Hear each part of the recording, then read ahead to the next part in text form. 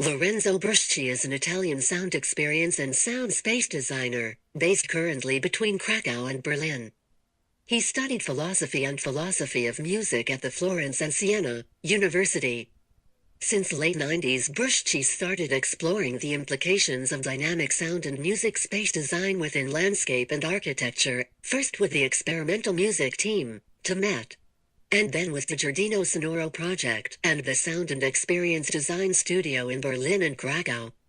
In 2009 he founded with Lorenzo Colpini, Architettura Sonora, as a division of B&C Speakers. In 2013 he founded with composer and music engineer Simone Conforti, MUSST, Multi-Sensing Space Studio, sensorial space design and algorithmic music at their most advanced and challenging stages. Again with Simone Conforti, and long-term collaborator, computer scientist and methodologist Valentin Borghese, Lorenzo founded MUSST, a team of research and development fully dedicated to artificial intelligence and music generation. Lorenzo is composing and performing together with old and new friends. Since 2016 Lorenzo Brusci is exploring the visual domain, under the categories of presemantics, multisensorial and immersive design. So, I think it could be possible to point out a fundamental critical topic that is connecting all my researches and aesthetic or technology actions since the late 90s. I spent most of the 90s composing and designing context for music and musicians in order to have different music cultures talking together and sharing. I would even say that very often the goal was interlinguistic, like how a non-musician as a dancer or a video editor or a video real-time composer. At that time we didn't use the category of VJ, but we did experiments with real-time image composition or with real-time architectural modules composition on stage, and music correspondences. I used to call them nonlinear languages. So the goal was how different specialistic cultures or different ways of exploring symbolic languages could interact in real time, adaptively, without knowing the fundamentals reciprocally, but just knowing, each knowing its domain. So, interlinguistics, and obviously how different music cultures could be combined, even sometimes conflicting, but finding a way to inhabit the same performing space, the same expressive space. So, at the end of the 90s, I realized that probably music needed less the composer and more new ideas on how to make music explorable without the traditional experience context, like theaters or concert halls or bars or, And I was really wondering if I could create context, even daily places where, because of how music was diffused, the experience of music could completely change the space and obviously give to the listener more chances to approach music that very often or could be unknown or mysterious or complex, too complex. Because that was also a big theme in those years. Why after the 70s, the 80s, and obviously we know very well all the synthetic and the digital music adventure already started, how And why the distance between experimental music, or I would even call them the possible music, and the average music making was getting distant and distant, more distant and more. I mean, why all this distance? So that's why, at a certain point, okay, interlanguage was a way to try to understand how complexity could be managed, no, in different domains and come together and communicate together. Then the question could have been, okay, why I don't step out from the music discourse and I try to see if there's a spatial discourse to start, an architectural discourse to start. And that's how I realized that if I wanted to explore music diffusion in space, I could go even deeper. Not just using the speakers available, place them in a multi-channel way, and for 2-3 days and see what happens. Maybe they kick us out or not. Galleries, museums,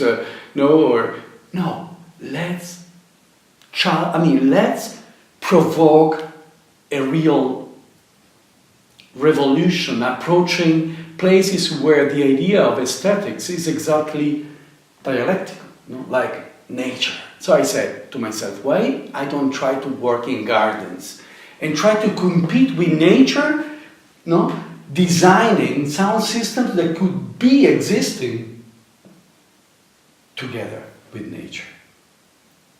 So in a way, the goal was obviously how we can design the coexistence of daily life and expressive music in a normal living context without provoking shocks. Because obviously you go to a concert and you know what you expect. Or you go to a concert and you don't want to know what to expect. It means that you go for real challenges.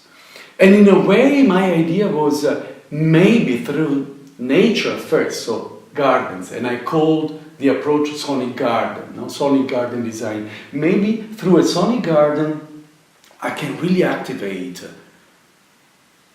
a sort of natural, artificial conflict where the provocation is so deep that probably you don't expect anything, but nature can help to really mix yourself, melt yourself into the new dimension. So I had the intuition, it was very soon confirmed, that first through nature, then through architecture. So inside the category of spatial design or sound spatial design, I could definitely introduce not the category of complex music or easy listening music, but just the experience of immersiveness, immersion in music and sound contents that would have been defining, first of all, the context of the experience, and then, obviously, the hyperstimulation. So maybe the hyperstimulation was becoming the space, or was becoming the new definition of space experience, or spatial experience.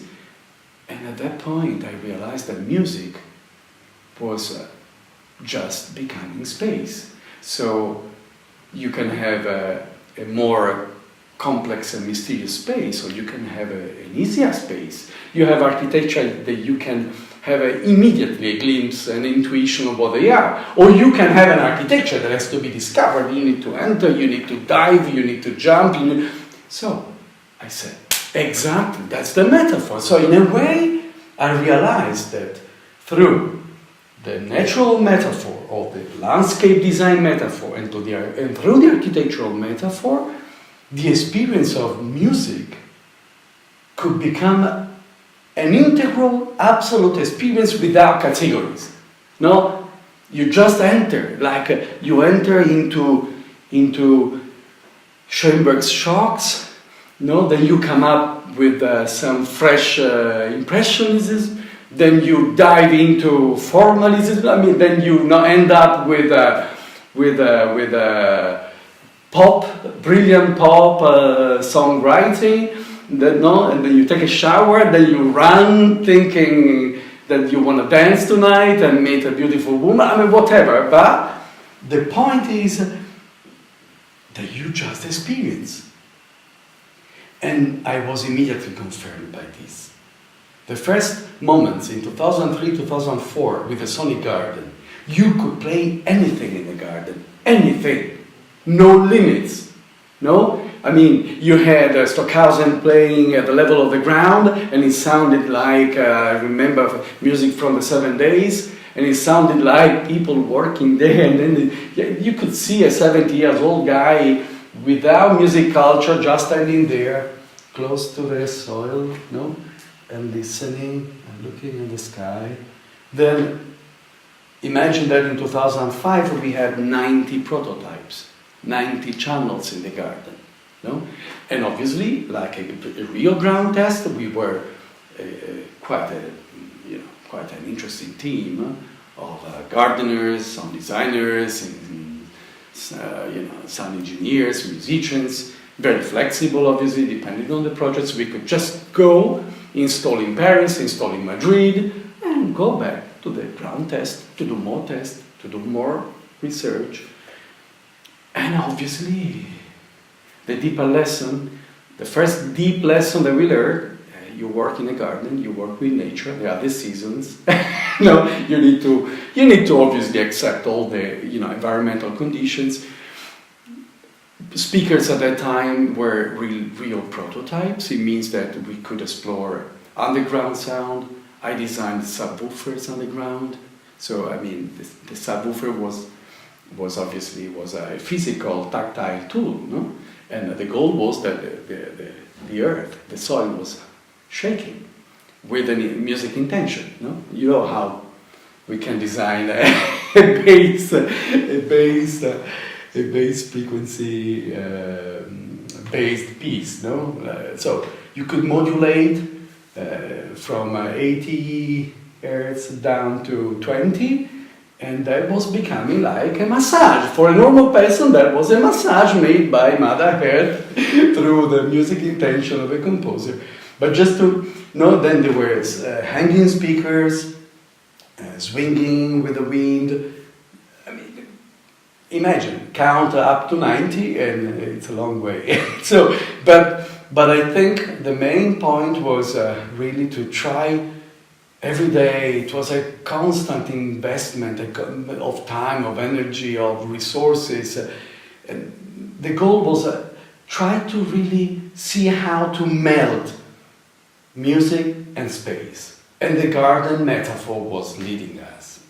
I would say the garden physicality and the garden as a metaphor were leading us.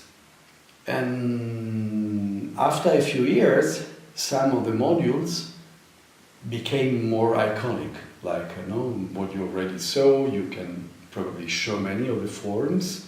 Now, most of the forms that were probably more iconic, more powerful, electroacoustically, some of those were already mature. Some others were a bit to be more explored, electroacoustically. So. From an engineering point of view. So when BNC speakers, in a way, bought my design, or let's say, decided to share with me a process of development, and out of these 90 prototypes, only 8 were chosen. Now they are still in the catalog of Architettura Sonora. Most of the speakers already existed before they were in the catalog, especially in the forms. All these forms are also registered at my name, so they are real, like my creators. And then I supported Vladimir Jurovic, an amazing landscape designer, to come up with a collection that was derived by many drawings that I did in the past, even before Architettura Sonora. And the overall thing is a visionary collection of speakers that have a very strong mission. I would say even before the electroacoustical mission, their mission is to resist, to be able to exist, resist, persist in nature. I think the most exciting among the visitable sonic gardens is the Beirut one in the office of Vladimir Jurovich, so VDLA. And if he happens to visit this amazing garden, it was the first one that I designed in Lebanon and in the Middle East. You see the speakers are completely entangled, intertwining, mixing with nature. After almost 8 years, 9 years, without any maintenance. Just basic, really, but really even less than basic. So that's one of the main reasons why a sort of land artist, as I was when I took my music culture, my sound culture, into landscape design. The Sonic Garden was the first architectural, let's say, sound architectural category. I think the main reason why I accepted to go into an industrial development was fundamentally to see the dream of a real coexistence of the sound modules in nature becoming true. Because really, when we used to just do the Sonic Garden as the Giardino Sonoro, as Sonic Garden team, I tell you, the main issue was the maintenance. Many of these speakers could not resist one winter because they were never engineered properly. No, you can imagine, it was more an art project.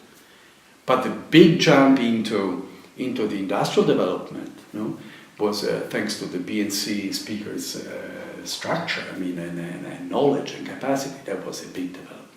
And I remember the discussions with other sound artists, because that was not obvious, you can imagine. I remember with Anders Bosser, that was in a way inspiring me a lot in his approach to sound architecture.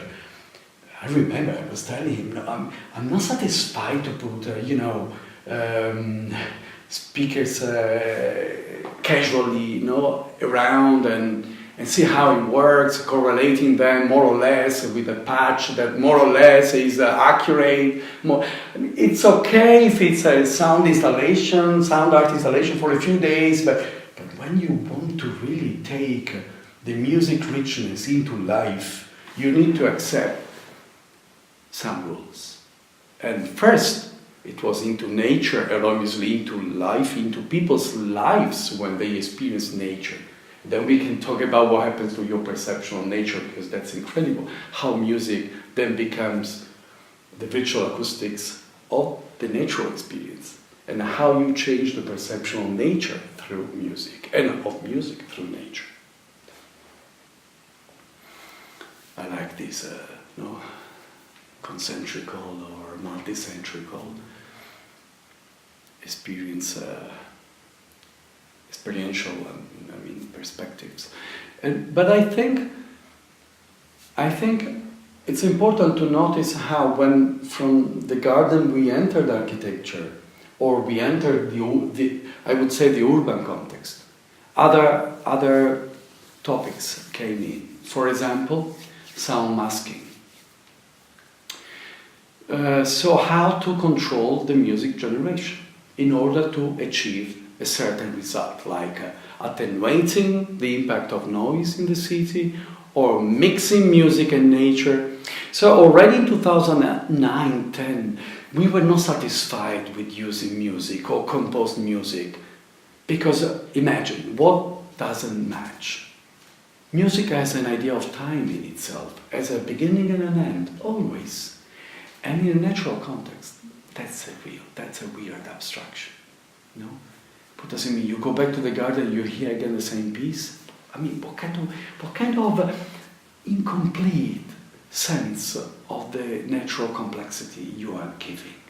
And you are obviously inspired to do more. I remember the peak of the Sonic Garden. There were compositions lasting for 5 days, 6 days. But seriously. Then imagine a Sonic Garden with 90 channels, okay? even subdivided in zones. Imagine you have like 20 zones with each zone with a multi-channel composition.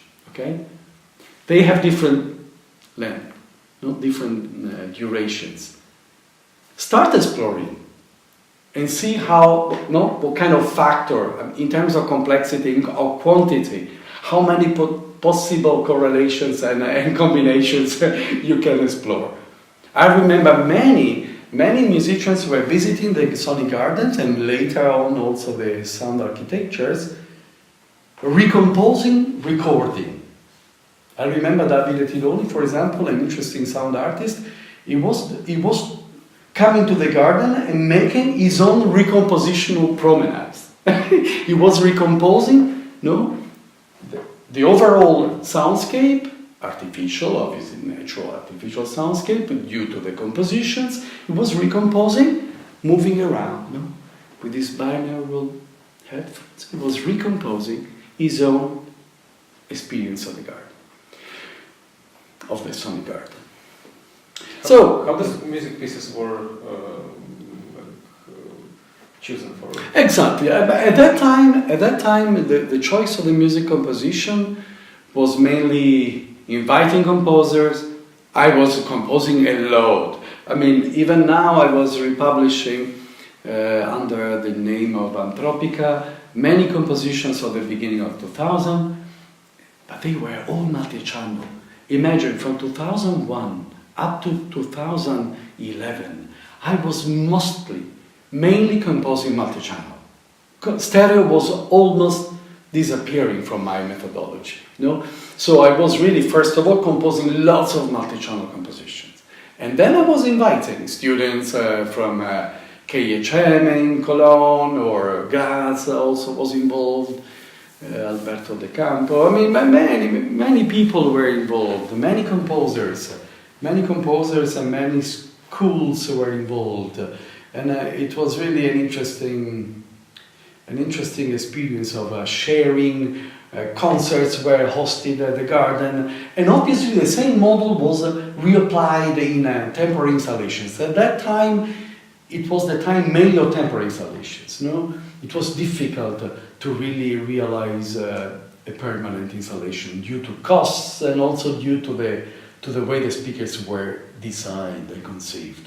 But after Architettura Sonora was born, 2008-9, obviously everything became feasible, no? Because the industrial development, though it was very slow, I have to say, also for such a company, the development was slow to define a way. It's not easy to take a sound art concept into an industrial mindset, and that's why also for me it lasted for 8 years. No, much less. Maybe 7. I mean, but let's say you inspire, you bring all your ideas, your energy, your capacity to motivate people around you. But I'm in a way a composer, a sound artist, and in a way, if I have to use the financial tool to create communities around my ideas, I want to do it in a deep way. So I have to say I'm not a big fan of standardizing processes. No? So, but that's why the question of what kind of music. We came to the point that we didn't want to use any more fixed music. Obviously we had adaptive music. I mean, we had non-linear music using different patches, databases. You could easily create correlations between environmental agents or conditions and compositional choices. Very simple. But when the intuition got very strong was in noise masking. When we started to develop a clear capacity to analyze in real time, psychoacoustically, using psychoacoustic indicators, but very scientific approach, and we published a few papers, we participated in conferences.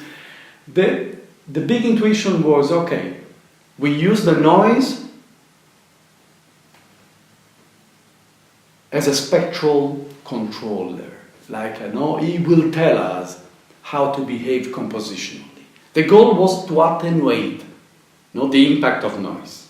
And we started very rudimentarily, but then we developed many technologies. I would say many strategies to really use the morphology of the noise to influence the morphology of the music in a way that your attention is shifted from the noise to the music. So that's quite the basics of noise masking. And from that moment, I have to say, it's like a mixing. It's like a long mixing session. Exiting the industrial development of the speakers, because obviously it's difficult to be satisfied. The speakers were tools, not a goal. That's an important point. It's like, so you develop the speakers, then you have to sell them, and they become the goal. No, wait a second. I was happy to develop the speakers, I was happy about their capacity, because they are really very different one another, no? The goal was that their electroacoustical difference could already, with a simple placing in space, create an alternative acoustics. So in a way, the speakers were a trick to create a sound layer inside the acoustical layer of the real architecture, or the physical architecture. So it's like you delivered the first goal, the speakers, some electronics, but then you understand the correlation between the speakers can be done much better. It's not just using, for example, as it happens very often, just a stereophone, the two channels. But again, don't underestimate how different are these speakers in terms of electroacoustical behavior, because they really can inspire the perception of acoustical spaces that are in the music. Already, the way they are, the way they behave electroacoustically, and also, obviously, because of the music they play. But then, the interactive issue came strongly. And the excuse was noise masking. So let's say gently going out from the industry and starting, I would say, going back to have a pure sound space design studio that then became a multi-sensing space studio. And let's say my ally in architettura sonora in the last years was Simone Conforti, that I chose to design all the interactive software inside architettura sonora. He came with me, so he became my strong partner. So all the music technologies that we are designing now, that we have been designing in these years, everything has been supervised and prototyped by Simone. Obviously, then inviting many other scholars, scientists, up to now, where obviously the AI involved by our research is requiring serious scientific work. And then other two important collaborators come up: Paolo Frasconi, Valentin Borghais. It's a family. It's the journey of half of my life.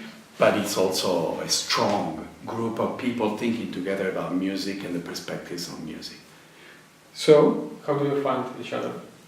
Hey, you sniff. I'm invasive. You know me. I'm quite. I want to understand who's around us. It's like a continuous exchange. So. Valentine came to us at the beginning of Giardino Sonoro. He said, "Hey, wait! I take some time off the university. Can I come and follow the work of the garden?" It was 2006, And from that moment, he stayed with us till now. And now the main company that is developing music robots is based in Eindhoven. Where Valentine is based. But that's a beautiful story because Paolo Frasconi, the AI scientist that is supervising all our work in machine learning, he was also one of the musicians working with me in the 90s. And he was just back from MIT, working in MIT and developing his postdoc in MIT. So, I mean, it's also, I think it's a long discourse that is going on. And the long discourse came closer to where we are now after that we realized that we wanted interactive music to deal with the complexity of life. And how do? You compose it. At that time we composed all these hundreds of elements. But then in 2011, 12, we said, wait a second. We need to start digging and, putting our hands on generative music. It's impossible. We know so much already. A lot has been formalized. We know so much about formalizing music, or we know so much about how music has been produced in the last 50, 60 years. So the pop side is so strongly clear in the team. Sociologically, technology-wise, classical side is also quite deep, though we know that a lot has been written and researched. So there's also lots of mathematical modeling in that field, in classical music. And we said, okay, let's seriously start investigating. And now, exactly this is the stage. Now, we are really focusing on how to master adaptive real-time music generation based on learning strategies, machine learning strategies. I think this is only the beginning, because now we go back to life. So how to serve life? How, for example, to free musicians' mind from limitations given by economic formats or financial formats? What does it mean? Now even we are reading now articles or scientific papers telling that digital music and its methodologies or practices, selling, distributing, accessing, because they pay for a very short quantity of music, the musician is not motivated to compose longer. Or maybe there's another reason. The reason is the attention capacity of listeners today is really getting very short. But it's also true that complexity or the variational factor of music is very poor. So in a way, you don't need so much time, then you go into repetition. So maybe there are already researchers in this field, but I don't want to say what is the cause. Obviously there's not one cause, but the effect is that music is getting the opposite of what we thought. Very short in terms of meaning, very short. And we talk about the music that is really exposed. We call it pop music or whatever. I mean, we call it pop music because we create this big pot where we put everything. Obviously, there are differences. For example, in pop electronics or in dance music or in intelligent dance music, time is managed in a different way because there's the ritual, the ritual of dancing, the ritual of spending lots of time with other people inside the disco. That, by the way, is the most immersive experience you can have in postmodern world. And that's something that we should keep in mind. It's like what the bots will be able to do when they go back intensively to life, when they exit the research rooms. We have, the company is Musico. It's called Musico, and the inspiration at the beginning was Musica Combinatoria, this obviously very, very fascinating mathematical definition of a probable or highly probable expressive combination or representative combinations in music. I think that when robotic music or automatic music goes back to life, it can be an incredible tool for musicians to power their intuitions without wasting time in elements or elementary conditions. I know we know that when we say these things, we obviously assume a strong critical cultural definition of aesthetic practices. I always say humans are fantastic in packaging synthetic boxes. What they do, humans, they come up with something that works. Okay, they are able to obtain a goal through a system of functions. They package it properly. They start using the box, and they forget how it's made. They just use the box. They want to get the goal. I mean, they want the thing done. But this is the history of culture. No, we are made by forgetting and getting free space in our mind and go for more higher abstractions and achievements. So nobody is complaining because you are not able to fix the engine of your car, or you cannot really build a telephone. Obviously, it's called also in collective intelligence, the ability of humans to divide and share tasks and goals, and obviously jobs to be done, to get done.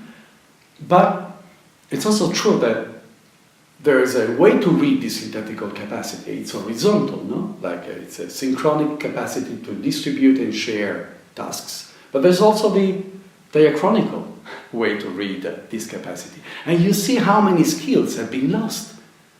They're too expensive today, there's no need, there's no time to deliver certain imaging in architecture or in decoration. Who's decorating like 300 years ago? But then, what happens? In the 90s, everybody was shocked by DJs, because they were not playing, they were meta-playing. So this is the cycle. And before, in the 80s with the synthesizers, the musicians from the 70s were, what was going on? I mean, I was so good, but I was so good with my scales and my capacity to be on the beat, and so now so all these. The big question is, the synthetic process is able to provide space for future generations. I mean, is there? It's like, and this is probably the peak of the reasoning behind what I did in all these years. What I did. I was feeling that the capacity of the worlds where I was exploring my skills and also the skills of people around me, these worlds were very, very limited. So my intuition, and I think it's also a philosophical definition of the arts, just make the world bigger. Just make the world bigger. What are the arts? The arts are an amazing tool to simulate what is not existing, what can be.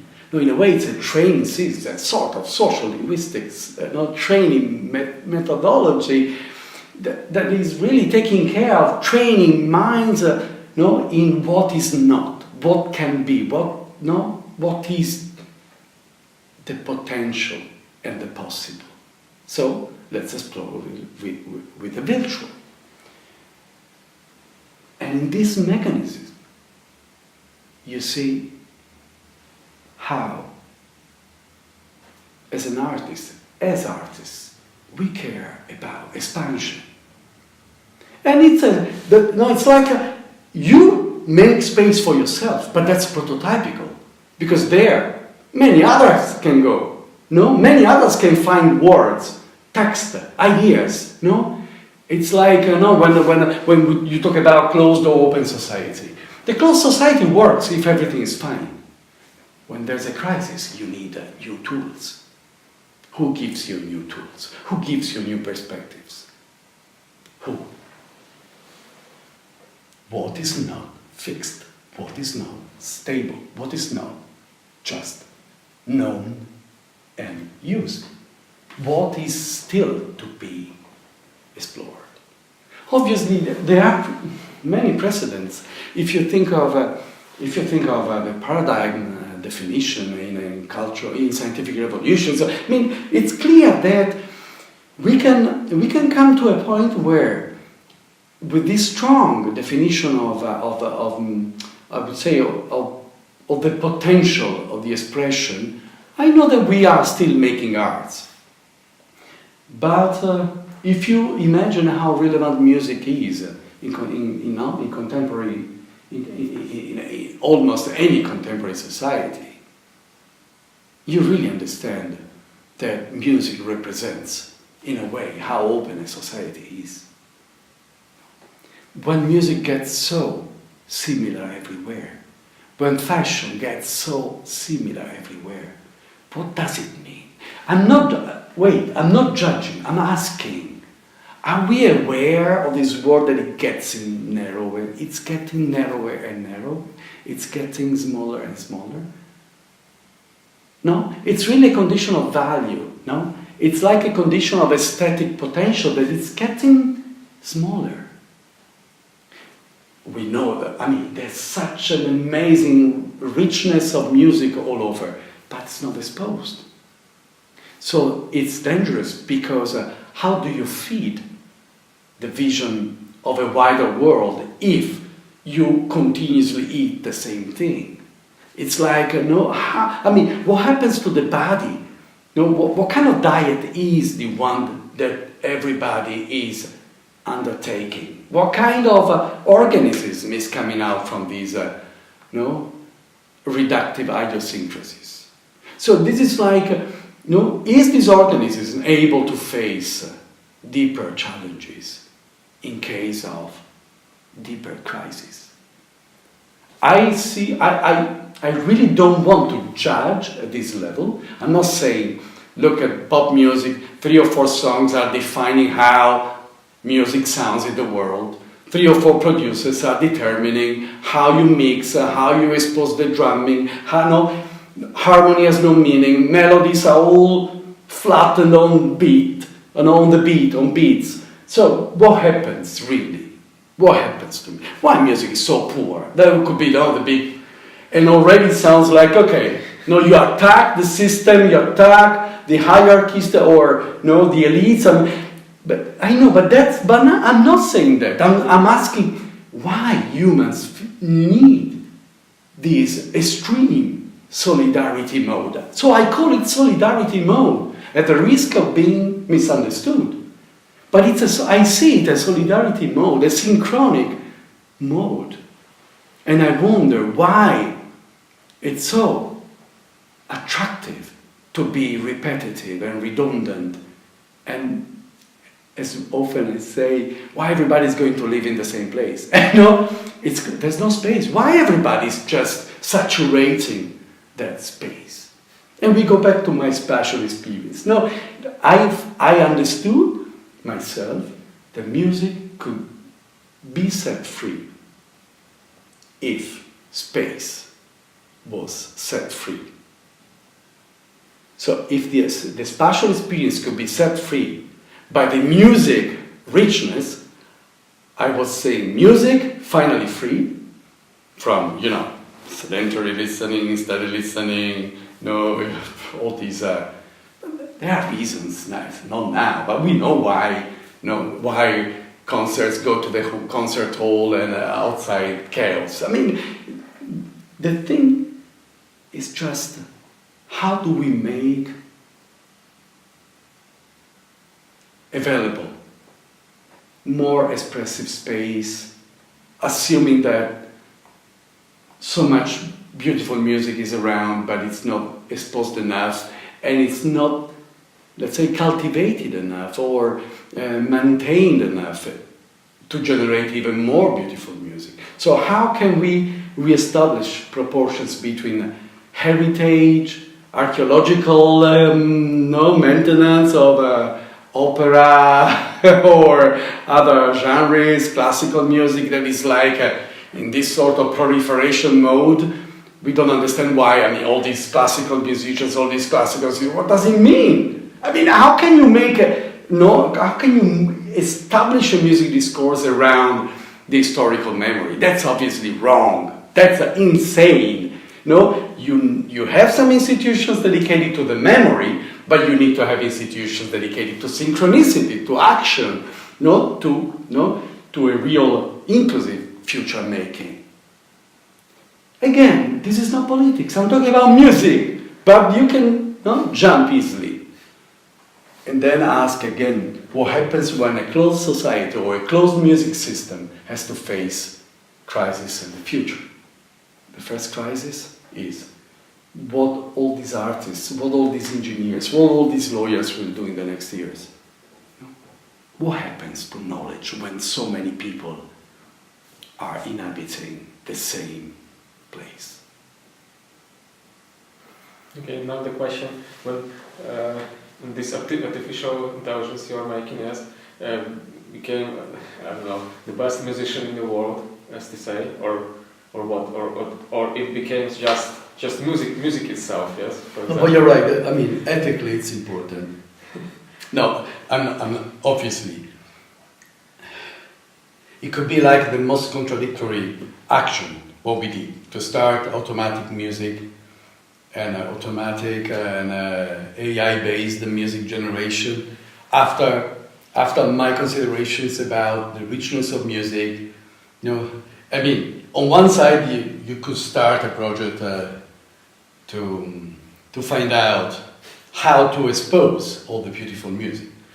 Maybe you need also to choose what is better for your cultural capacities or intellectual capacities and financial capacities. But indeed I see many opportunities in the blockchain approach to value and value distribution. Probably that's something that should be addressed more seriously, especially to really recognize qualities and values that are not recognized at the moment. But I believe that to go through this highly formalized and computationally driven new intelligence will make or put order in how we are managing transitions, innovation. In my opinion, the process of music making, if we take it as an example, as a model, is very slow. It's very slow, and it's slower than ever. If you talk with musicians in the 70s, I mean, they have been active in the 70s or in the 80s, but even in the 90s, but I mean, let's keep the 90s out for the moment, it's so slow, and nothing changes for months and months, years. And you have an idea what could happen in 3 years in the 70s? You have an idea what happens between 73 and 79? No, I mean, we go from Tagomago Ken through whatever, Frank Zappa, everybody was like booming ideas from all sides.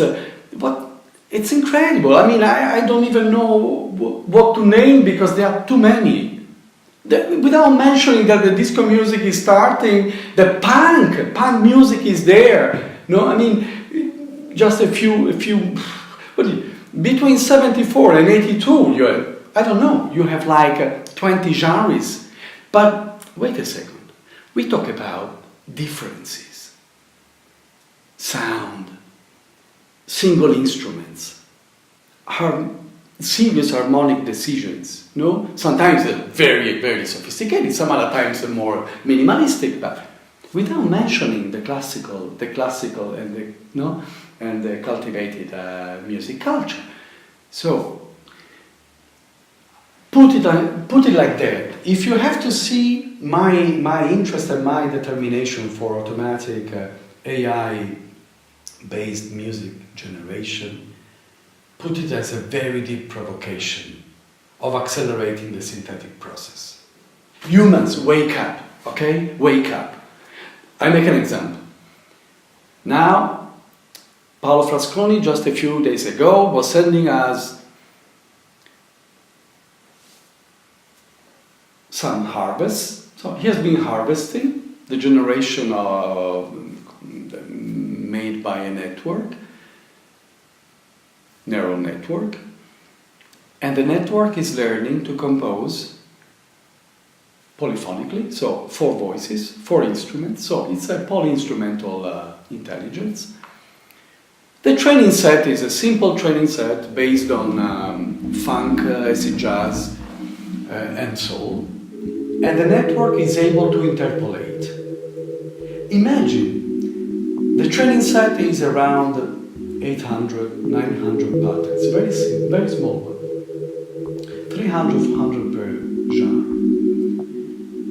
And now the generation is in the order of millions and millions of compositional states imitating the original patterns.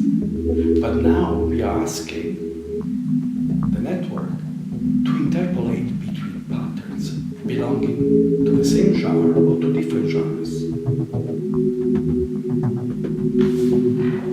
The transition can be years, can be seconds.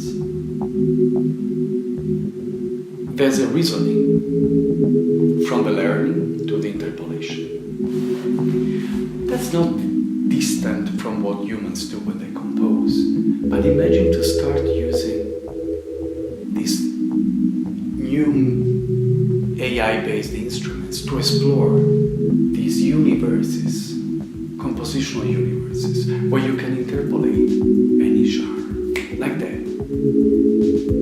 So, we talk about, today I want to explore the relationship between Schoenberg and Puccini, or between, a data set based on, choose a composer, Frank Zappa, and affect string.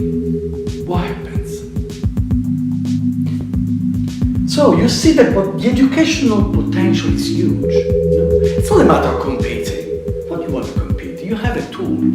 You can call it an assistive tool, but in a way it's a compositional tool that could be autonomous if you want it autonomous, independent if you want it independent. Otherwise you supervise it.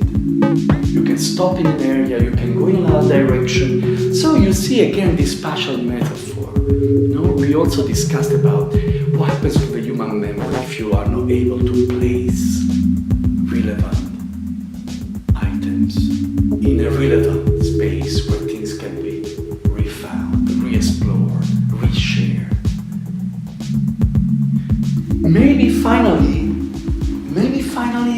virtual reality will allow us to really explore complexities without fear, refine ourselves in these complexities, and inviting others to go there. I mean, this clear thing that you don't go there because you don't know what is there. But the thing is, you need to go where it's unknown, because where it's known, life is shorter. So this provocation, this is really like a biological imprinting.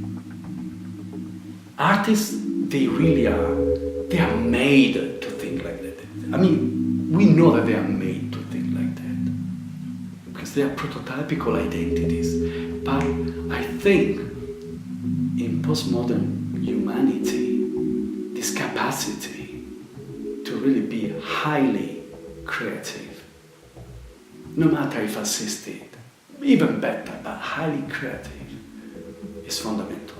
Because elementary functions will be absolutely packed and forgotten.